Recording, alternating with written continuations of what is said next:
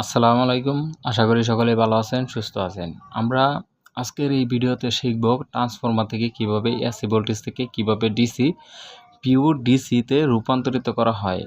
তো অনেকে অনেকভাবে ডিসি ভোল্টেজ তৈরি করে ডায়োডের সাহায্যে, রেকটিফায়ারের সাহায্যে। তো আমরা রেকটিফায়ারের সাহায্যে করতে পারি, কিন্তু ডায়োডের ক্ষেত্রে আমাদের হিমশিম পোহাতে হয়। আমরা অনেকেই অনেক ভুল করে থাকি। তো আমরা কিভাবে সহজ নিয়মে একটি ট্রান্সফরমার থেকে এসি থেকে ডিসি তৈরি করব, সেটা নিয়ে আজকে আমার ভিডিও।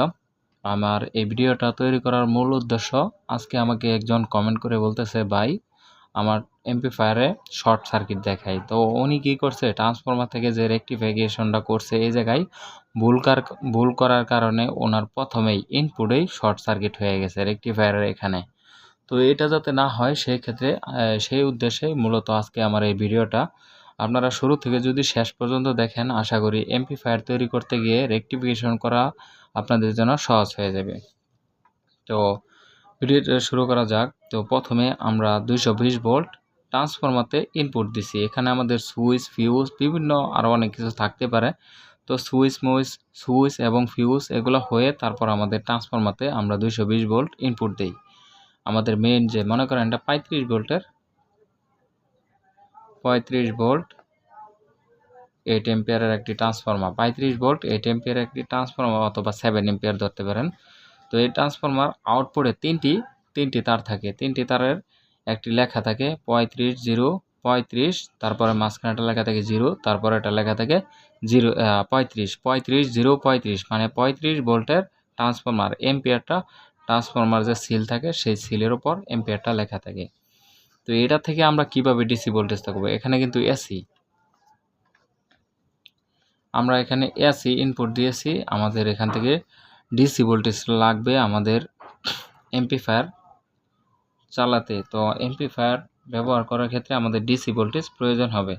তো আমরা এরকম 4টা ডায়োড নেব। ডায়োডের এই প্রান্ত কালো, এই প্রান্ত কালো, এই প্রান্ত কালো, এই প্রান্ত কালো, এরকমভাবে 4টা ডায়োড নেব। ডায়োডটা মনে করেন এটা একটা পিন, এটা একটা পিন, এটা একটা পিন, এটা একটা পিন, এটা একটা পিন, এটা একটা পিন, এটা একটা পিন, এটা একটা পিন।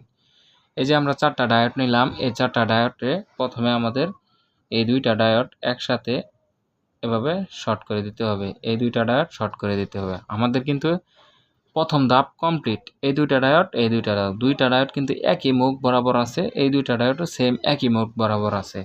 তো আমাদের প্রথম যে কাজটা করতে হবে, এই 2 ডায়োডের এই 2 মাথা শর্ট করে দিতে হবে। তারপর যে কাজটা করতে হবে, আমাদের এই পাশের এই 2টি মাথা শর্ট করে দিতে হবে।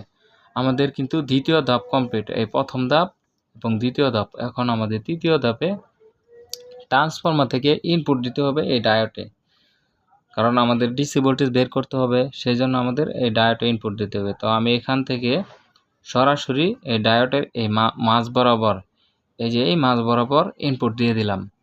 ট্রান্সফরমার থেকে 35 0 35 ইনপুট দিয়ে দিলাম। তারপর কি করতে হবে, আমরা জিরো ভোল্টেজটাকে রেখে দিয়ে আমরা আবার 35 0 35 যে ইনপুট লাইনটা আছে সেটা আমাদের নিচের ডায়োডের এই 2 ডায়োডের মাঝখানে এখানে সংযুক্ত করে দিয়েছি।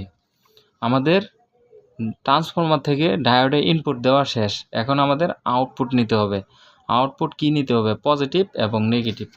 তো আমরা এই যেই 2 মাথা কালো, এই সাইড থেকে আমরা পজিটিভ ভোল্টেজ ইনপুট নিব এবং এই 2 পাতা এই 2টি সাইডে কিন্তু এই পাশে কালো, এই পাশে কালো, এই পাশে কোনো কালো দাগ নাই, এই পাশে কিন্তু সম্পূর্ণটা সাদা। তো আমরা এই পাশটা নেগেটিভ হিসাবে নিব। এটা নেগেটিভ, আমাদের এই পাশ দিয়ে পজিটিভ, এই পাশ দিয়ে নেগেটিভ। তো আমরা এখান থেকে 2টি তার বের করে নিলাম। এখন আমাদের কি করতে হবে, এখন যে মেইন কাজটা, এখন আমরা এই ক্যাপাসিটরে সংযোগ দিয়ে এটাকে ফিল্টারিং করতে হবে। তো আমি এখানে 2টা ক্যাপাসিটরের চিত্র অঙ্কন করছি। ভিডিওতে কোনো রকম স্কিপ করা হয় নাই, একটু লং হতে পারে, মনোযোগ দিয়ে দেখবেন। তো আমরা এই 2টি ক্যাপাসিটর নিলাম। এখন ফিল্টারিং করার জন্য ক্যাপাসিটর কিভাবে সংযোগ করতে হবে, ক্যাপাসিটরে মনে করেন এই প্রান্তটা পজিটিভ, এই প্রান্তটা নেগেটিভ, এই প্রান্তটা পজিটিভ, এই প্রান্ত নেগেটিভ। এখন এভাবে আমাদের ক্যাপাসিটর এই পজিটিভ এবং নেগেটিভ এই মাঝ বরাবর এটা শর্ট করে দিতে হবে। তো এটা আমরা শর্ট করে দেওয়ার পর এখানে একটা নেগেটিভ এবং একটা পজিটিভ, এই যে ডায়োড থেকে যে আমাদের পজিটিভটা আসছে ক্যাপাসিটর এই পজিটিভের সাথে সংযুক্ত করে দিতে হবে। সংযুক্ত করে দেওয়ার পর এই যে ডায়োড থেকে আমাদের যে নেগেটিভ ভোল্টেজটা আসছে আমরা এই নেগেটিভের সাথে সংযুক্ত করে দিব। তাহলে কি হলো, আমাদের এই ক্যাপাসিটর ট্রান্সফরমার থেকে ডিসি হয়ে ফিল্টারিং হয়ে আমাদের ক্যাপাসিটরের সাথে ফিল্টারিং হয়ে ডিসি ভোল্টেজ তৈরি হচ্ছে। এখন আমাদের গ্রাউন্ডিং যে তারটা রয়েছে জিরো ভোল্টেজ, যেটাকে আমরা 0.35 বলে থাকি, যে জিরো ভোল্টেজ, এই জিরোটা কোথায় সংযোগ দেব? এই যে পয়েন্টটা, এই প্লাস এবং মাইনাসের মাঝখানে যে ক্যাপাসিটরের একটা পয়েন্ট থাকে, তো আমরা এখান থেকে একটা তার এভাবে টান দিব, টান দিয়ে এই যে জিরো ভোল্টেজ এটাতে এভাবে সংযোগ দিয়ে দিলাম। এখন আমাদের ক্যাপাসিটরের সম্পূর্ণ কাজ শেষ, আমাদের জিরো ভোল্টেজ সম্পূর্ণ দেওয়া শেষ। এখন আমাদের এমপ্লিফায়ারের মূল যে পয়েন্ট আছে এখানে একটা সার্কিট বোর্ড থাকে, ট্রানজিস্টর বোর্ড থাকে। তো এখানে এভাবে কিন্তু লেখা থাকে, এই পাশে পজিটিভ, এই পাশে মনে করেন নেগেটিভ, এখানে মনে করেন গ্রাউন্ডিং, এরকম 3টা পয়েন্ট দেওয়া থাকে। মনে করেন এটা গ্রাউন্ডিং, এটা পজিটিভ, এটা নেগেটিভ, এরকম সংযুক্ত করা চিহ্নিত করা থাকে। তো আমরা এখান থেকে সরাসরি পজিটিভটা এইখান দিয়ে নিয়ে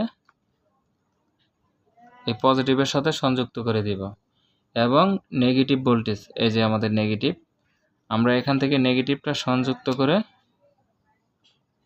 এই যে ক্যাপাসিটরে এখানে আমরা নেগেটিভের সাথে সংযুক্ত করে দিয়েছি।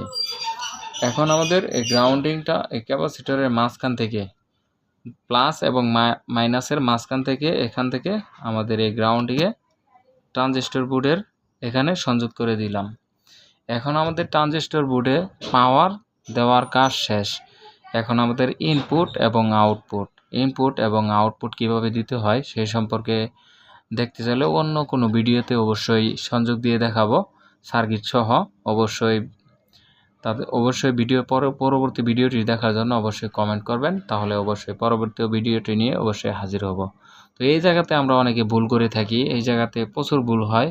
আমাদের ক্যাপাসিটর ভুল সংযোগ দেওয়ার কারণে ক্যাপাসিটর ব্রাস্ট হয়ে যায়। তো আজকে আমাকে যে ভাই নক দিয়েছিল, ওনার বাড়ি হলো বগুড়া, সে কী রকম সংযোগ দিয়েছে জানি না, এমন সংযোগ দিয়েছে এখান থেকে সরাসরি এখানে শর্ট সার্কিট দেখাচ্ছে এবং ক্যাপাসিটর একদম ব্রাস্ট হয়ে গেছে।